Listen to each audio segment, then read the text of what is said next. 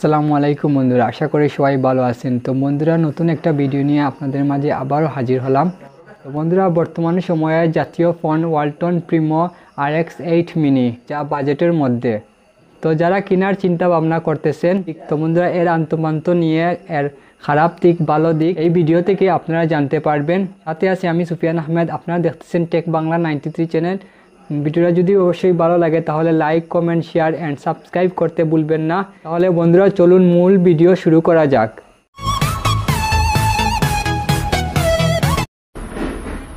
Walton Primo RX8 mini, এই স্মার্টফোনটি দেশের বাজারে 4GB RAM 64GB storage June 2021 launch হয়েছে।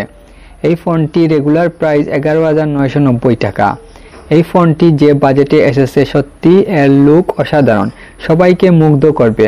প্রথম দেখাতে আপনার মনে হবে গ্লাসের মতোই লাগছে, তবে এটা প্লাস্টিক বা পলিকার্বনেটের কিছু দিয়ে তৈরি, কিন্তু গ্লাসের লুক হওয়ার ফলে দেখতে বেশ প্রিমিয়াম লাগছে। আর এই ফোনটির থিকনেস কিন্তু 8.4 মিলিমিটার, খুব বেশি মোটাও নয়, বেশ হ্যান্ডি। রাইট সাইডে হোম বাটন, তার উপরে রয়েছে ভলিউম ব্রোকার। ওভারঅল হাতে নিয়ে যথেষ্ট প্রিমিয়াম ফিল পাওয়া যায়। লেফট সাইডে একটু ডিফারেন্ট, এখানে রয়েছে একটি স্লাইডার, তার উপরে একটি হাইব্রিড সিম স্লট রয়েছে। এখানে আমি বলে রাখছি, এটা ডেডিকেট হলেই খুব ভালো হতো। অনেকেই দুটি সিম আবার একটি মেমোরি কার্ড প্রয়োজন হয়, সো এই বিষয়টার দিকে নজর দিলে পারত ওয়ালটন। যাই হোক, এই ফোনে আরও ভালো কিছু রয়েছে। এই ফোনের ওপরে কিন্তু সেকেন্ডারি নয়েজ ক্যালকুলেশন মাইক, এছাড়াও এই ফোনে নোটিফিকেশন লাইটটাও রয়েছে। নিচে রয়েছে USB Type-C port, primary microphone এবং 3.5 মিলিমিটার হেডফোন জ্যাক।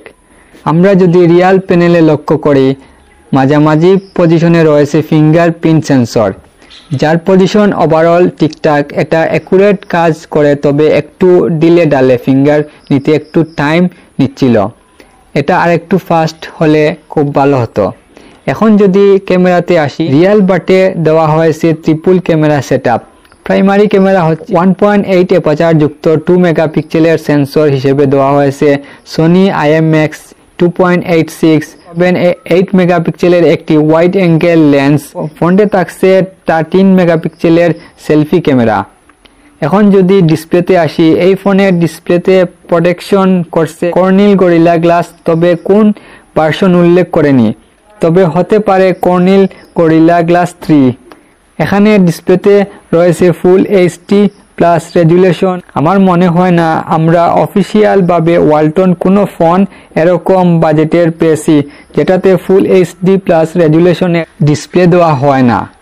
তো সে জায়গা থেকে বেশ ভালো ফুল HD রেজুলেশনের ডিসপ্লে দেওয়া হয়েছে। আমার কাছে বেশ ভালো লেগেছে। এটা IPS LCD প্যানেল, যেটা 90:9 এক্সেপ্ট বেশি। ওভারঅল ডিসপ্লেতে টাচ রেসপন্স মোটামুটি ভালো ছিল। 12,000 বাজেটের ডিসপ্লেতে অবশ্যই টপে থাকার অধিকার রাখে। মেইন ক্যামেরাতে ভিডিও রেকর্ডিং করা যায় সর্বোচ্চ 1080p 30 fps এ।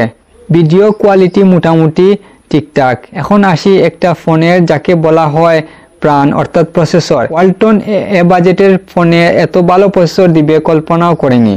এই স্মার্টফোনটিতে কোয়ালকম স্ন্যাপড্রাগন প্রসেসর দেওয়া হয়েছে। ওয়ালটনকে অসংখ্য ধন্যবাদ দিতে হয়।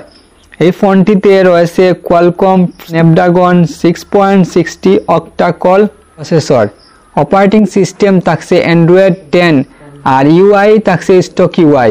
গেমিংয়ের জন্য মোটামুটি, কিন্তু হাই লেভেলের গেম খেললে কিছুটা হিট হবে। এখন যদি আসি ব্যাটারি ব্যাকআপ নিয়ে, 3600 mAh ব্যাটারি, যেটা এ সময়ে দাঁড়িয়ে অবশ্যই স্ট্যান্ডার্ডদের চাইতেও অনেকটাই নিচে। এ বাজেটের ফোনে প্রায় সময় আমরা দেখেছি 4000, 5000, 6000 mAh ব্যাটারি ব্যাকআপ দেওয়া হয়। সে জায়গা থেকে এই ফোনটির পিছিয়ে রয়েছে। ফোনটিতে 80 ওয়াটের ফাস্ট চার্জিং কাজ করবে, কিন্তু দুঃখের বিষয় হলো বক্সে দেওয়া হয়েছে মাত্র 10 ওয়াটের চার্জার। 18 ওয়াটের চার্জার কিনে নিতে হবে।